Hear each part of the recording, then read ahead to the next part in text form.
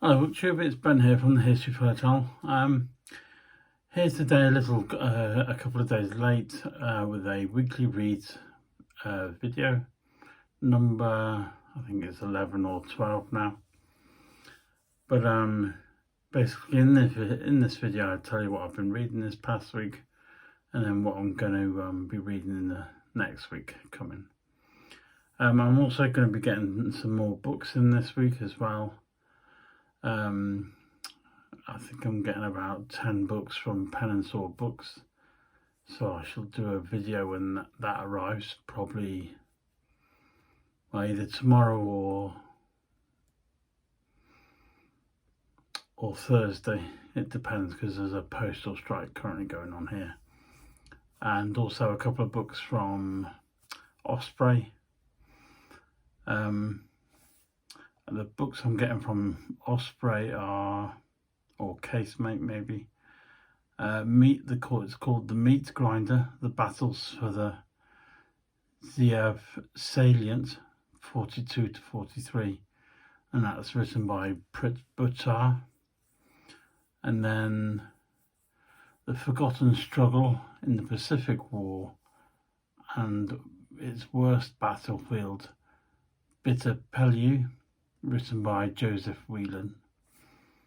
They're both produced by Casemate, and they're coming in the post as well. So all the books that come this week I shall do in one big book haul, hopefully, if they get here.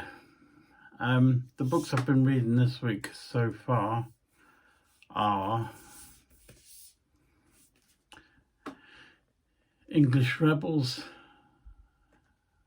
and Revolutionaries, written by Stephen Basteo.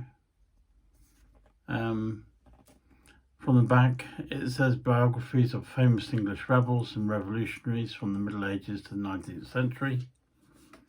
And in the book were the Chartists, famous female suffragettes, Wat Tyler, Oliver Cromwell, the Chartists, I think I've just mentioned them.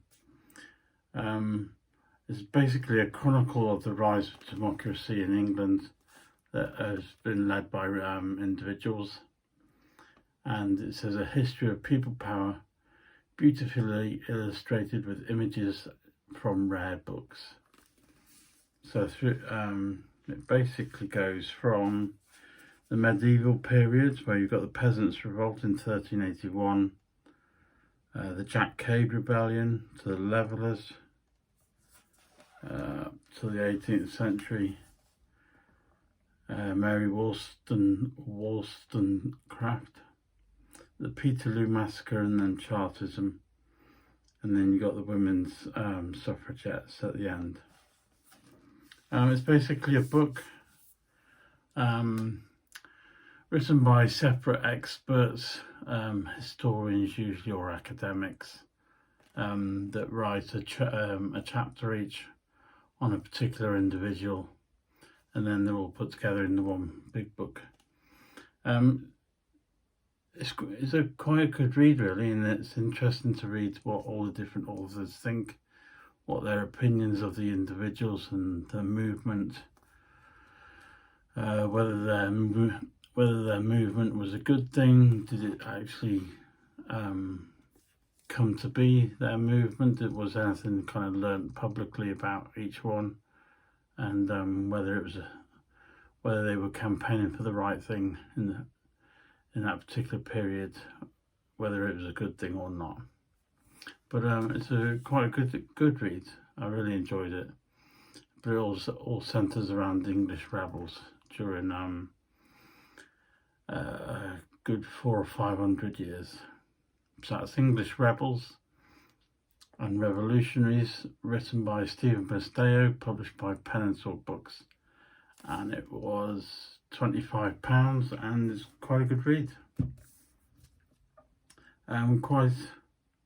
Quite comprehensive and detailed, in that it took me a bit longer than I thought, but it was a good read and quite interesting. And as I did Chartism, a at university, it was quite good to reread some of those subjects again.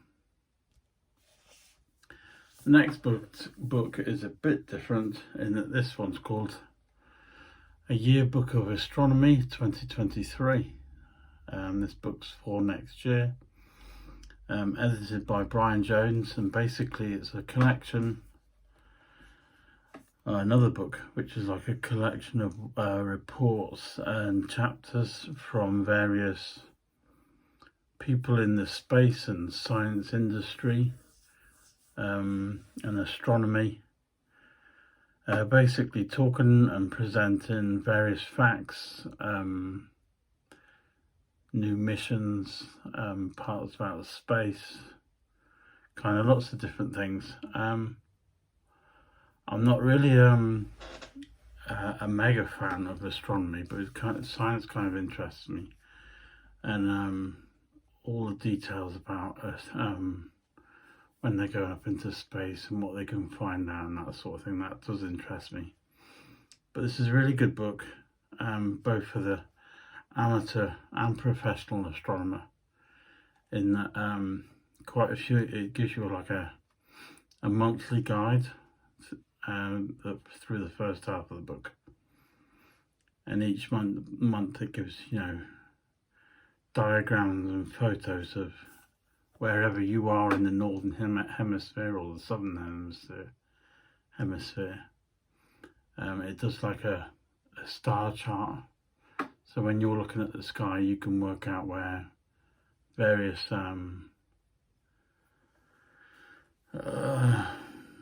I can't think what they're called now, where various groups of stars are. So that was quite informative and quite good to read. But it's got various reports from the incomparable Sir Patrick Moore, shining a light on Jupiter's atmosphere, a brief history of the end of the universe, the closing of historic observatories, the ability to believe, bizarre worlds and astronomical anti-reality, optical SETI at Harvard, the future of spaceflight, and male family mentors for women in astronomy. And loads more actually, because that's just the kind of the end tip of the scale. But that's a really good read. I really enjoyed it, and it made a bit of a difference from reading the normal books I read. And finally, I have been reading through my book of 70s history here in the UK. It's quite informative, although it's a big book. I'm kind of getting through it okay. Although I'm finding, when I'm reading through the chapters, I think to myself, oh, actually, yeah, I remember that program, or I remember this and that music, and various pop culture references and that, and then I find my mind wandering off thinking about that particular subject, and then not reading. So the book's taken a little longer to read than I thought, but it's quite informative and really good. Kind of a bit different to the usual, where the author's usually set in London and you get like history of things from London. Whereas this one, the author's gone all around the country to specific areas where certain events have happened, and seeing what the actual, what people are thinking locally. So it's quite good in that way. What I'm going to read this week is Hill 112, The Key to Defeating Hitler in Normandy. It's written by Tim Saunders, published by Pen and Sword Books. The book bit on the back says, Rommel, it is said, believes that he who holds 112 holds Normandy. Covers Hill 112's capture by the 4th Armoured Brigade during Operation Epsom, and its subsequent abandonment with the arrival of 11 SS Panzer Corps and counterattack. Dissects 43rd Wessex Division's epic and unequal struggle in Operation Jupiter to take and hold 112 or Hill 112 against elements of no less than 4 SS Panzer divisions. So it sounds like it's going to be a really good read in the fight for Normandy during World War II. So if I finish that one, and then I've got rather a chunky one, well, it certainly feels quite a weight when I flick through an older book, and that is the 1st Polish Armoured Division, 1938 to 47, a history, written by Evan McGilvery and, oh hang on, we've got a Polish name here, Janusz Jarzembowski. I apologise for that pronunciation. 1st Polish Armoured Division 38 to 47 includes detailed discussion of the division's precursor, the 10th Mechanised Cavalry Brigade, 10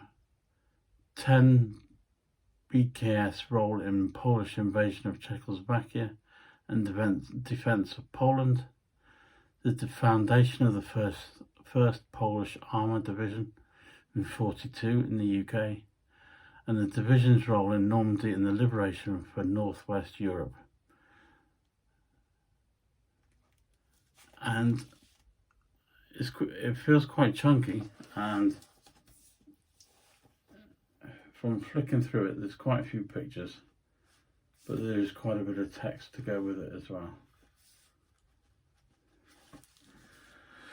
So I'm looking forward to reading those two, and then hopefully I can let you know next week how they were. Thankfully it's coming up to the end of August, and I'm never keen on August. It's always a hectic month. But I hope everyone is well. I hope everyone stays well, and you've had a good summer. If you've been on holiday, that's brilliant. Hope you went somewhere nice and relaxing. But other than that, that's it for the this week's video. I shall try and do another video in the next couple of days. But other than that, please take care, and I shall see you all very soon. Thank you very much.